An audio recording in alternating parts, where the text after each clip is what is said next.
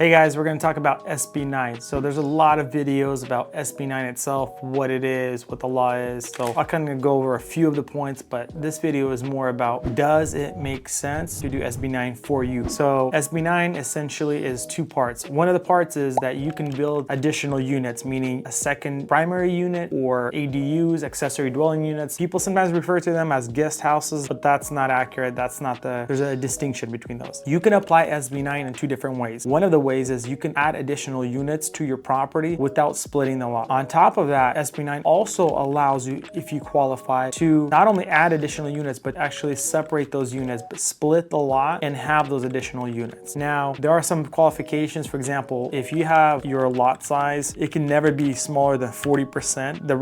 The new parcel can never be less than 40% of your original lot size or bigger than 60%, obviously. So what does that mean? I'll just take an example. If you have a lot that is 10,000 square feet, one parcel has to be at least 40%, which would be 4,000 square feet. And obviously, if you have one that's 40%, the other one would be 60%. It could be 50-50, but it could never be smaller than 40%, which means the other parcel can never be more than 60%, because 60 plus 40 equals 100. So anyway, that's one portion of it. But you don't have to do both, meaning you don't have to split your land just to get more units on it. And there's a lot of local governments that hate SB9. They literally hate this law. Why? Essentially what California did is they said they bypassed a lot of these very strict cities that have a lot of restrictions throughout the years. They keep putting more and more restrictions. California complains about development, not having housing, but yet they create so many restrictions that building a house just doesn't make sense, especially for developers. So essentially what California did is that they bypassed all these laws and said,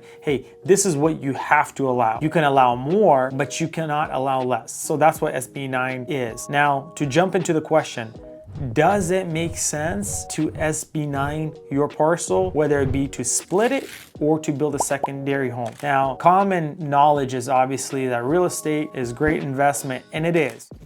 However, it doesn't always, cash flow doesn't always equate to equity. What do I mean? You see all these videos, all these posts, Instagram posts, all these books about building wealth through real estate. All of that's great. It's all correct if it's done the right way. However, if you own a property and you are developing or doing this because you want to sell one of the parcels, it doesn't always make sense. What do I mean by that? If, let's just say you have a house that's worth, let's just take round numbers, $500,000. You have a single home on there, it's worth $500,000. And you say, hey, great, this law came out, now I'm allowed to build another house that's, just say a smaller house, 1,000 square feet. You spend $300,000 building this new house on your property, and at the end of it, your property might be worth $700,000, maybe $800,000. Whatever you put into building, the cost, you might just get your money back for all the extra effort and cost that you went through to put additional house. Now, if you took the same scenario and you split your property with SB9 and built the guest house, now that might turn out differently, meaning you might have two homes that are worth $500,000 each. So once it's separated through a separate lot, you generate a lot more value. So if you're going to SB9, you should focus on splitting the property with the SB9 and building it. And if you have a situation where you can do multiple units, meaning 2, 3, it doesn't make sense if you're planning to sell it. If you're planning to sell the second parcel that you're splitting from, so example, you have one parcel currently, you split it into two. If you have your existing house on the first parcel and you're gonna build a new home on the second parcel. If you built a duplex on the new parcel, you would probably make less money than building the single family. This doesn't apply to all of California equally. If you're in a different area, it might be different. However, building a duplex on a second parcel will cash flow more money, but it will not equal to more equity. So let's take away the first house Okay, so we have one property. We split it into two with SB9. We keep the original house. Let's just shelve that for right now. Let's put it on the shelf and we'll talk about it later. So we have this new vacant lot, okay?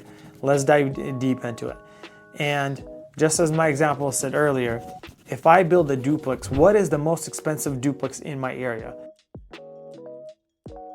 In my example, the most expensive duplex would probably be around $600,000, whereas a single family house on the same parcel would be worth $500,000. Now, can you build 2 units versus 1 for additional $100,000? Because that's all you're gonna get. You're gonna get $100,000 more for that unit in my example. The answer is no. However, if you're renting, if you're planning to keep that parcel and you do 2 units versus 1, well, now that changes the ballgame, because originally, you know, if the house was worth $500,000 and you had 1 house on it, your rent would not cover your mortgage. But now if you do a duplex and you're renting both units and say you have a $600,000 mortgage, 2 rents would probably cover that mortgage. So you got to see what you're seeking. Are you seeking cash flow or are you seeking equity? So a lot of people get hooked on this cash flow, but a lot of the properties they buy are actually negative equity properties, meaning if they sold today or tomorrow, they would lose money, even if they're cash flowing, because at today's current market rates, or by the time you pay all the real estate agents and all the transfer taxes, you're probably not going to make any money, even if it cash flows. Now you take the same scenario and reverse it. If you build a property that's rich in equity or has equity, that doesn't mean that property is going to have good cash flow. So you have to see where you're going with this. Are you going for the 20 years down the line, or are you going, hey, let me do 10 equity builds so I can buy my property with cash and then I'll go for the cash flow? So you got to really see what you're going after, or better yet, even combine the two. So does it make sense for your property? I don't know, but you can reach out to us. We'll help you take a look at it. Every week, we're gonna review 5 individual cases that people send us, and we will make videos about it so that we can learn through real life experiences of where it makes sense and where it doesn't make sense to use these laws. I will say that over the last 20 plus years, I have never seen a law that benefits the average homeowner more than SB9. So take advantage of it. This is finally something good that California and the government has done for you. So I highly encourage you to look into it. At a minimum, it's not going to cost you too much to just investigate. Ask your local city planning department. It's a free service. You can email them and say, hey, is my property, is it able to be SB9, whether it be for the lot split or to add additional units? If so, how many can I add? Take advantage of this. You already work really hard and you pay taxes for the government. So for these services, email them. Email your local planning department, building department, ask them about this. Take advantage, use this to your advantage. This might be the first step of you becoming an investor, and you already have the asset in your backyard. Take advantage, and we'll see you on the next one.